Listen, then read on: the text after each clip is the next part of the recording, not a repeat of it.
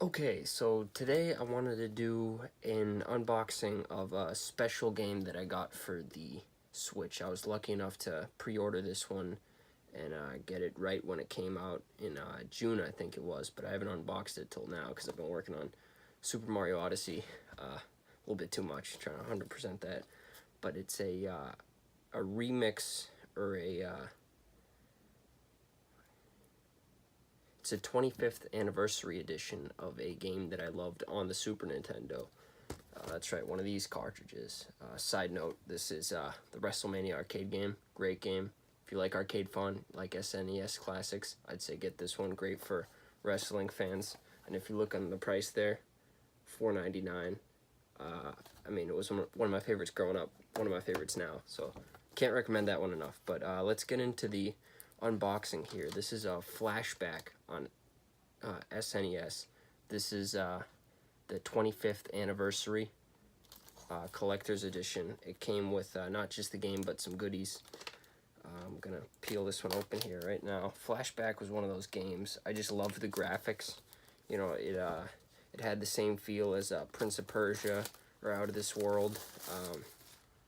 I just grew up loving those games. You know, just a different feel when you had like the animal mascot thing going on at that time, and a lot of games with cartoony feels. You know, you had the favorites, but then you had for every Sonic you had an acrobat or something like that. You know. Let's start off by reading the back of the box. What do we got here? Comes with the game cartridge. Can't play without that. A numbered card. I guess they'd have one of those for each collector's edition. I'm not sure how many of those they've made, so somebody might have to fact check that for me. That's good because I love listening to video game music, and Flashback has one of my favorite soundtracks. It's great. Can't recommend this game enough. Soundtrack and all. Game manual. I love having the physical game manuals. I know if you got the collector's edition, I think it was called the Explorer's edition actually, of the Legend of Zelda for Switch, it came with a manual and some other goodies, so I love the collector's edition packs of these games. Okay, so here we have the game cartridge inside the jewel case. I love the cover art. Can't say much more about that. It is what it is. Let's get into some of these other things. So we got here, as promised, the instruction booklet. Again, that kick-ass cover art.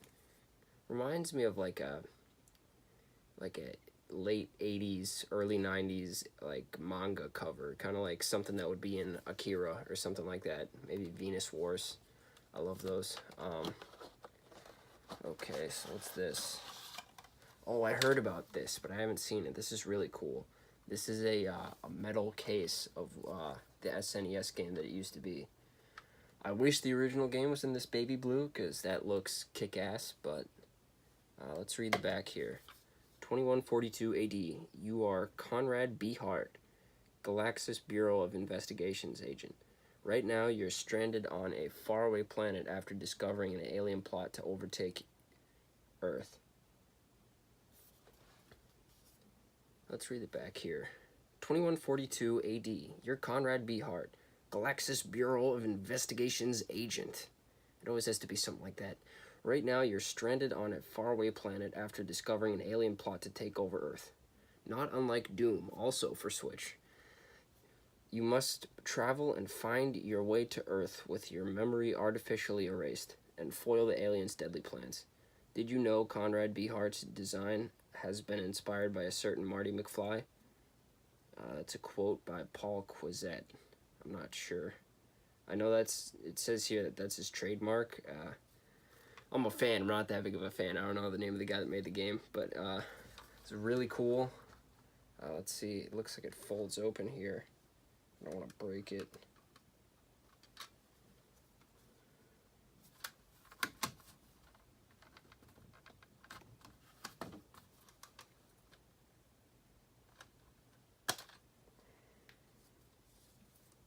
Oh, that's really cool. Yeah, questions get answered here live. Limited run collector's card.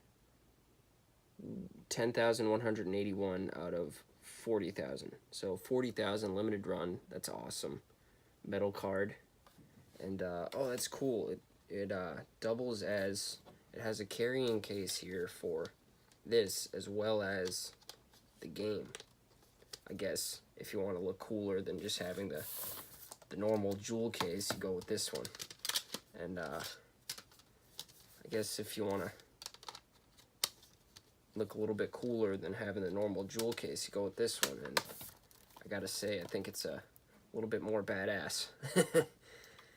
Okay, I think that's it. And yeah, that concludes the unboxing between the cool box. And I love the box. I think it goes back to just games for N64, SNES, NES, where they come out in the cardboard box that most people throw away, and then it becomes more expensive than the games themselves sometimes later on. So I think that's cool.